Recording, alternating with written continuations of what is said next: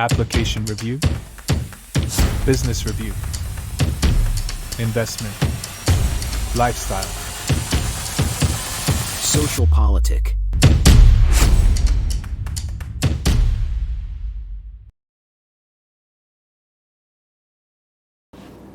Halo Bapak Ibu, saudara-saudari sekalian, lovers and haters. Salam cerdas Indonesiaku. Jumpa lagi kita pada kesempatan kali ini. Bagi Anda yang belum subscribe channel saya, silakan subscribe channel saya. Tekan loncengnya agar Anda dapat notifikasi setiap kali saya mengupload video-video saya. Oke, kali ini saya akan membahas mengenai perang akbar antara Megawati dengan Jokowi. Iya, ini udah kasat mata lah bahwa pilkada ini jelas-jelas merupakan ajang perang akbar, perang hebat gitu ya, antara Megawati dan Jokowi. Apa sih maksudnya? Nah, nanti saya jelaskan satu persatu dengan mengambil contoh pilkada di Pulau Jawa. Belum lagi nanti di Pulau Sumatera, Kalimantan, Sulawesi, Papua, dan lain-lain. Kita ambil contoh aja ajang pertempuran luar biasa di Pulau Jawa. Ya. Oke, sebelumnya ada satu dulu nih ya. Yang ada 1 dan 2, 3 lah ya. Yang mau numpang lewat nih. Menarik. Nah, kita lihat yang mau numpang lewat dulu satu ini. Baru-baru ini kemarin ya ada berita heboh ya. Keponakan Megawati ditangkap bersama 23 tersangka judi online. Ya, siapa itu keponakannya? Namanya Alwin Jabarti Kimas.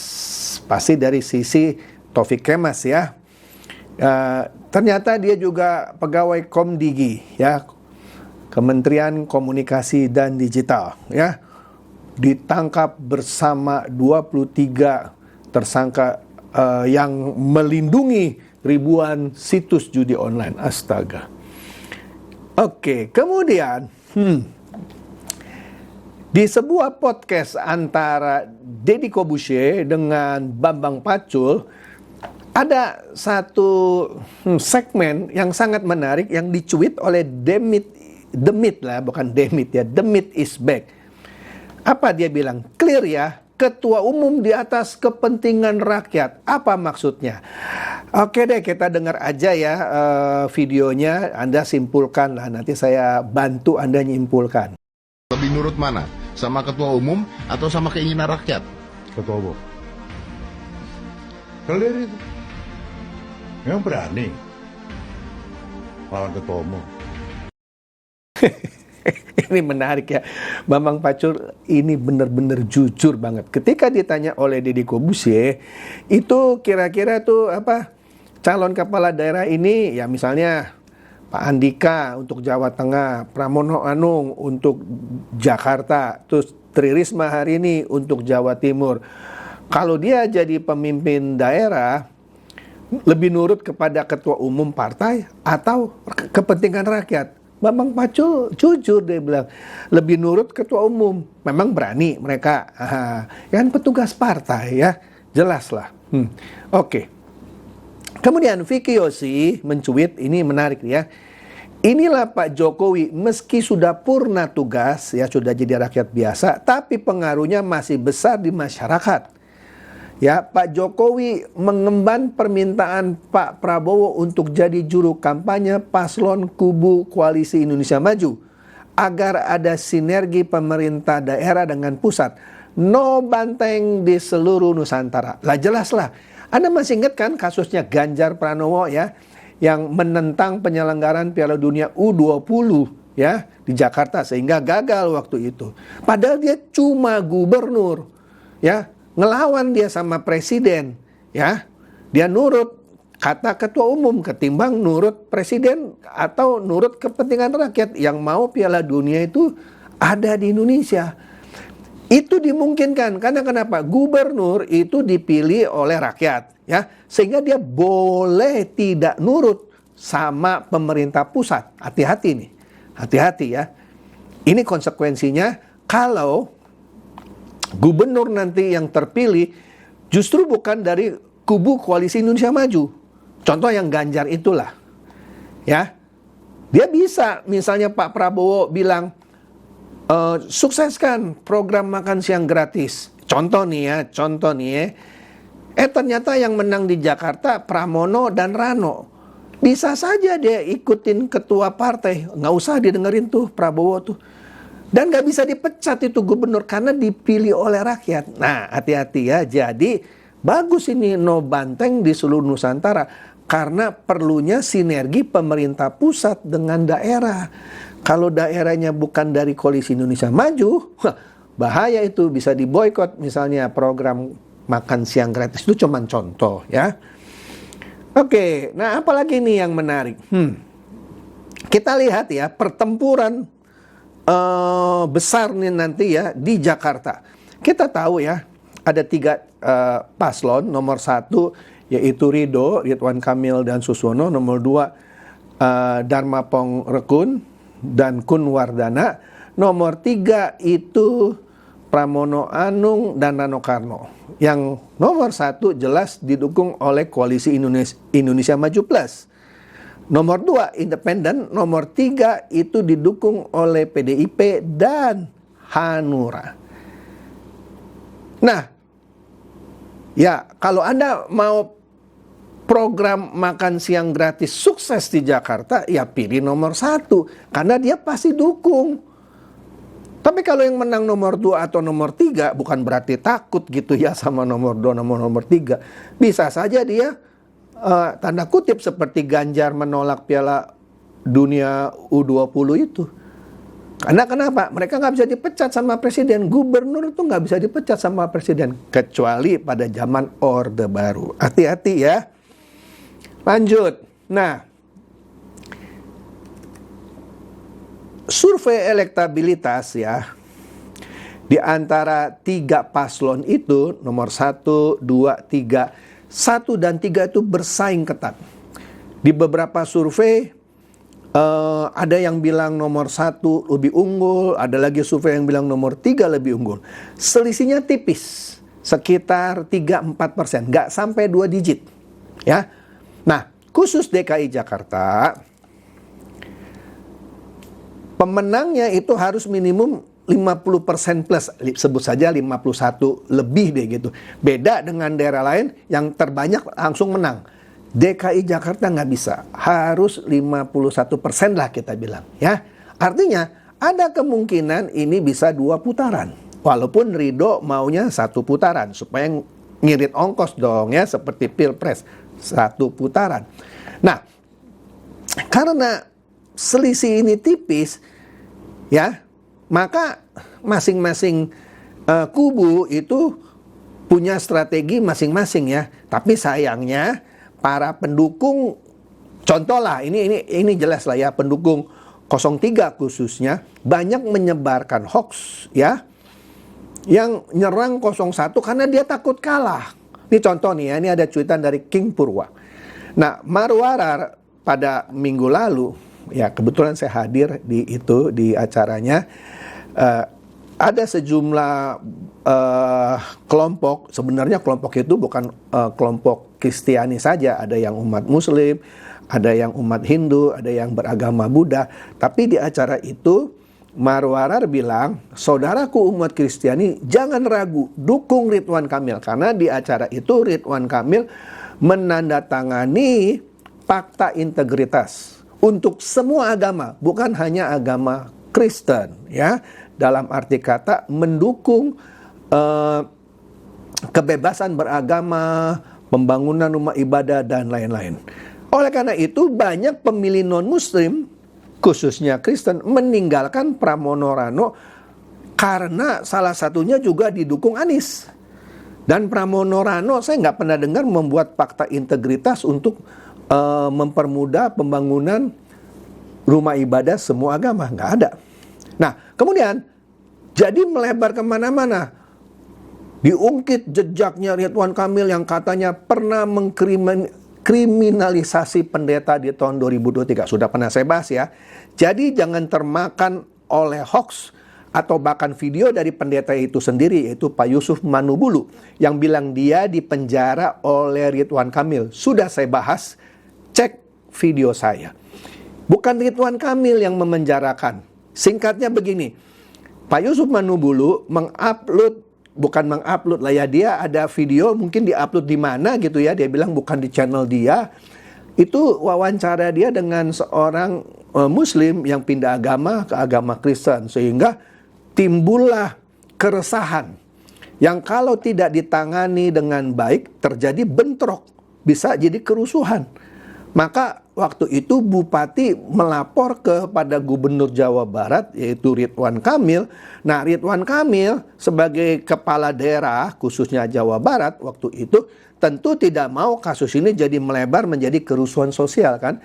Maka dia minta perhatian khusus kepada Kapolda Jawa Barat untuk menangani kasus ini.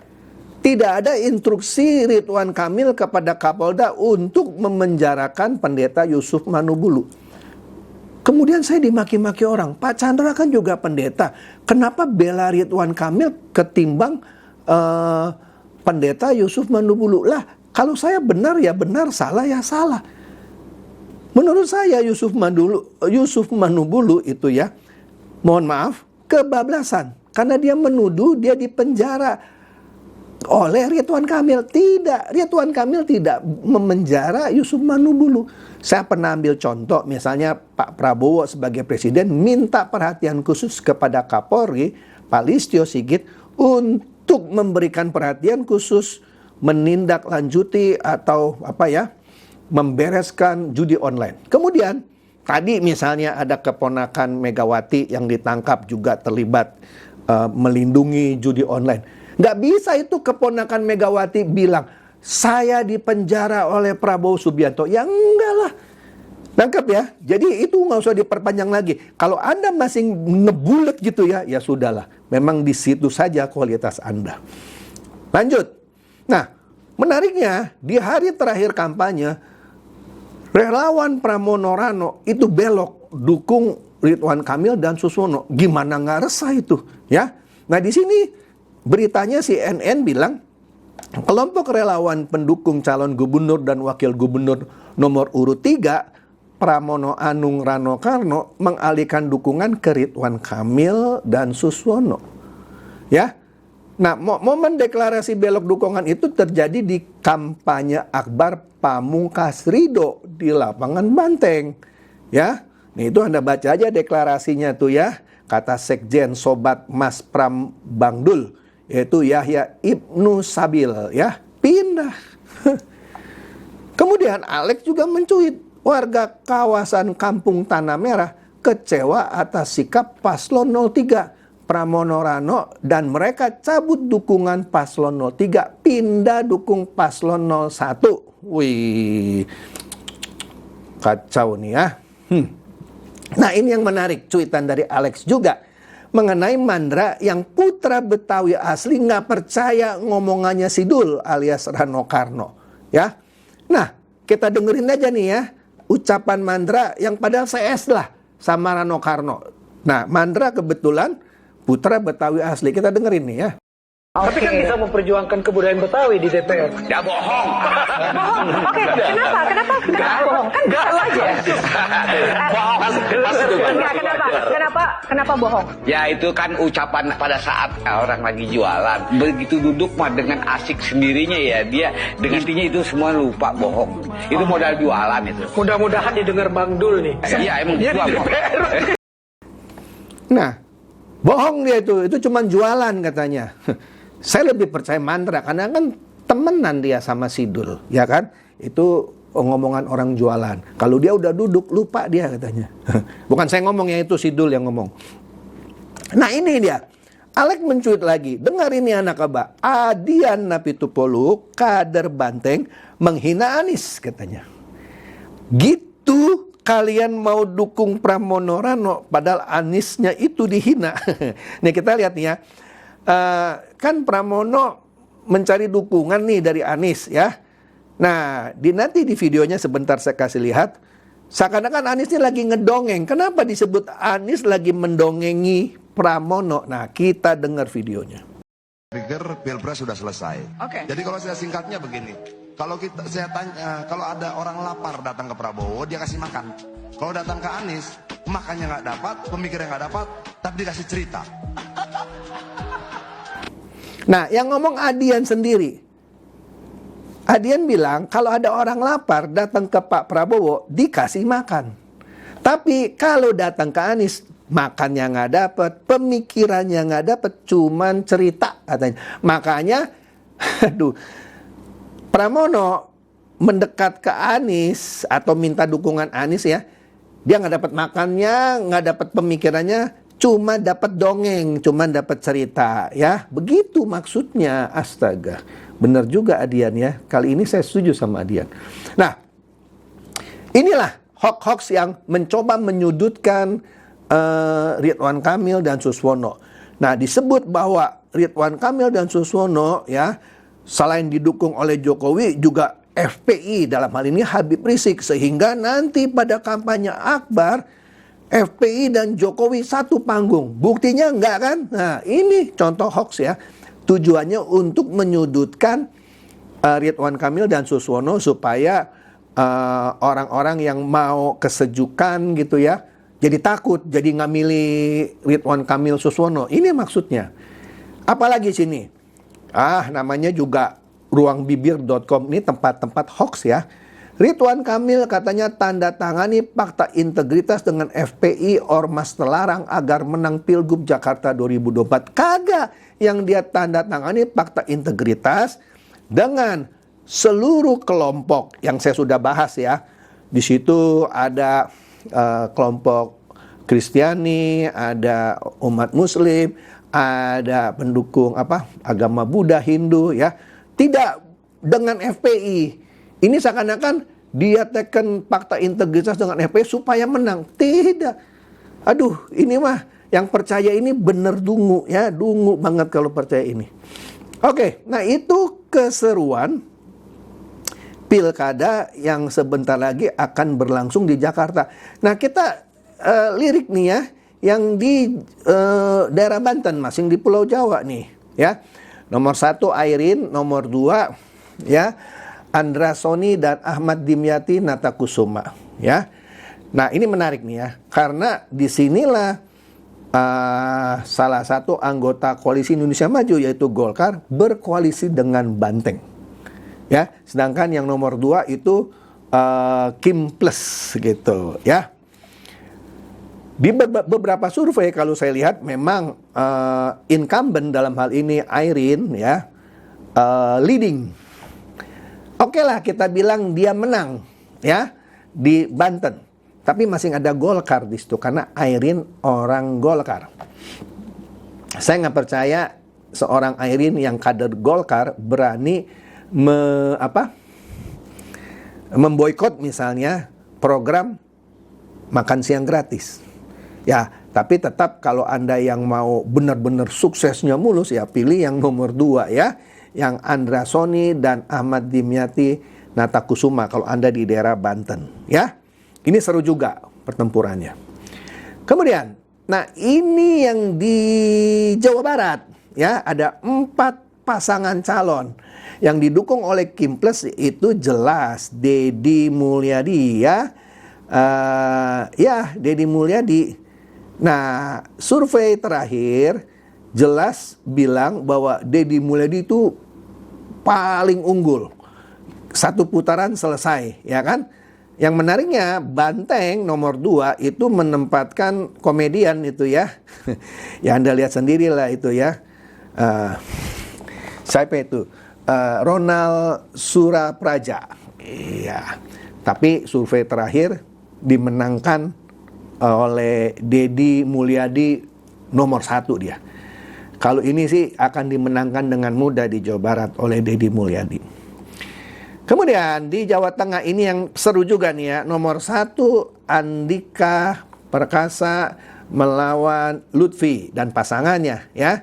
Andika Perkasa didukung oleh PDIP ya. Survei terakhir juga memperlihatkan keunggulan Lutfi ya dari Koalisi Indonesia Maju. Nah, di sini kita lihat nih cuitan Alek. Hari terakhir Pak Jokowi dan Lutfi dan Yasin kampanye di Boyolali, yaitu di hari Sabtu. Maka ditambahin di situ Rembo, dalam hal ini Andika Perkasa maksudnya ya, Rembo itu ya, game over. Karena elektabilitas Lutfi melebihi jauh Andika Perkasa. Kemudian kalau kita lihat di Jawa Timur, wah ini juga menarik ya, ada 3 pasangan paslon. Yang nomor 2 itu didukung oleh Koalisi Indonesia Maju Plus. Nah, ada Kofifa di situ, incumbent, petahana. Survei elektabilitasnya juga paling tinggi. Akan menang mudah dia melawan jagoan nomor 3 dari PDIP itu Ibu Risma. Ya, Ibu Risma. Jadi kalau saya lihat Jawa Timur lah, kita mulai dari belakang nih yang timur nih ya, akan dimenangkan dengan mudah oleh Kofifa 1-0. Walaupun harus menunggu hasil pencoblosan sih, tapi dari survei kita lihat dia akan menang mudah. Kemudian Jawa Tengah, Ahmad Lutfi juga elektabilitasnya paling tinggi, sepertinya akan menang mudah. Nah, Jawa Barat sama, Deddy Mulyadi elektabilitasnya paling tinggi. Jadi setidaknya untuk Pulau Jawa ada 5 pemilihan ya. Tadi Jawa Timur, Jawa Tengah, Jawa Barat kelihatannya 3-0 akan didapat dengan mudah oleh Kim Plus. Ya. Nah, tinggal Banten dan Jakarta. Banten feeling saya kemungkinan besar petahana atau incumbent Airin akan menang. Tapi tetap ada Golkar di sana. Ya. Kita masing bilang bisa 4-0 itu. Ya, walaupun Airin yang menang karena ada Golkar di situ. Nah, tinggal Jakarta ini.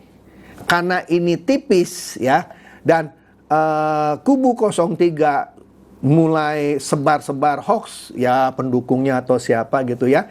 Makanya pesan saya, jangan percayalah sama hoax-hoax itu ya, yang lagi bertebaran belakangan ini. Terus saja gitu ya.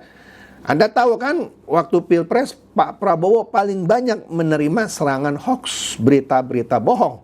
Tapi toh tetap menang dia. Ya. Itu saja dari saya, inilah perang akbar antara Megawati dan Jokowi. Ya. Ini baru di Pulau Jawa ya, belum di Sumatera, belum di Kalimantan, belum di Sulawesi, belum lagi di Papua. Tapi apapun itu ya, jelas bahwa inilah perang akbar antara Megawati dan Jokowi. Siapa yang jadi pemenangnya? Saya sih yakin Jokowi. Oke? Anda nggak setuju? Silakan komen. Itu saja dari saya. Semoga ini mencerdaskan dan mencerahkan Anda semua. Silakan share video saya ini kepada teman-teman, sahabat atau kerabat supaya mereka tambah cerdas dan tercerahkan. Seperti biasa, terima kasih.